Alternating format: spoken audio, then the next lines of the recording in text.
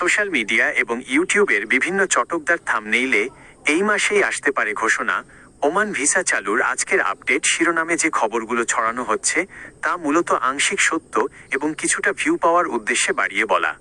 বাস্তবতা হলো, ওমানের ভিসা আজ বা আগামীকালই হুট করে খুলে যাচ্ছে না। তবে 2026 সালের শুরু থেকে দুই দেশের সরকারের উচ্চ পর্যায়ের আলোচনার পর ভিসা খোলার প্রক্রিয়াটি চূড়ান্ত পর্যায়ে রয়েছে। বর্তমান জুলাই 2026 অফিসিয়াল ও প্রকৃত আপডেট নিচে পরিষ্কারভাবে তুলে ধরা হলো। 1. ওমান ভিসা চালুর আসল আপডেট। অফিসিয়াল তথ্য।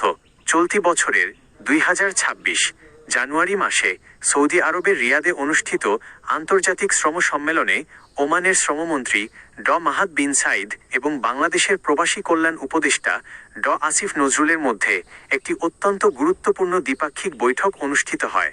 ওমান সরকারের আশ্বাস, ওই বৈঠকে ওমানের শ্রমমন্ত্রী স্পষ্ট আশ্বাস দিয়েছিলেন যে বাংলাদেশিদের জন্য বন্ধ থাকা ওয়ার্ক ভিসা দ্রুতই পুনরায় চালু করা হবে।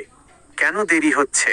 2023 সালের অক্টোবর থেকে ওমান সরকার বাংলাদেশিদের নতুন ভিসা বন্ধ রেখেছিল, মূলত ওমানে থাকা প্রায় 96,000 অবৈধ বা নথিপত্রহীন বাংলাদেশিকে বিনা জরিমানায় বৈধ করার জন্য। এই নিয়মিতকরণ রেগুলারাইজেশন প্রক্রিয়াটি সফলভাবে শেষ করার পর এখন নতুন ভিসা চালুর টেকনিক্যাল কাজ চলছে।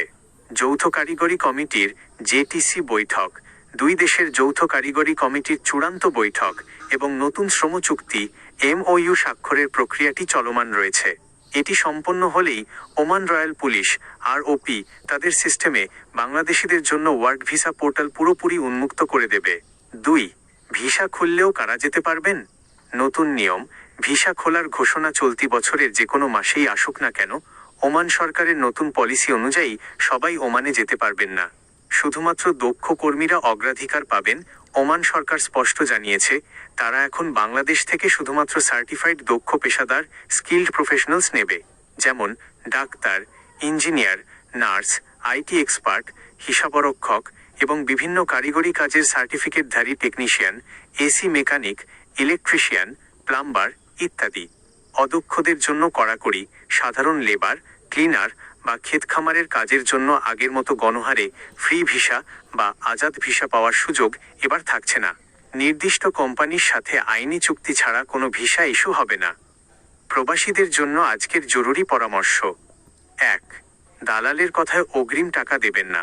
কোনো দালাল বা এজেন্সি যদি ফেসবুক, ইউটিউবের ভুয়া নিউজ দেখিয়ে বলে এই মাসেই ওমান খুলছে, এখনই 3-4 লাখ টাকা অ্যাডভান্স করুন, তবে ভুলেও টাকা দেবেন না।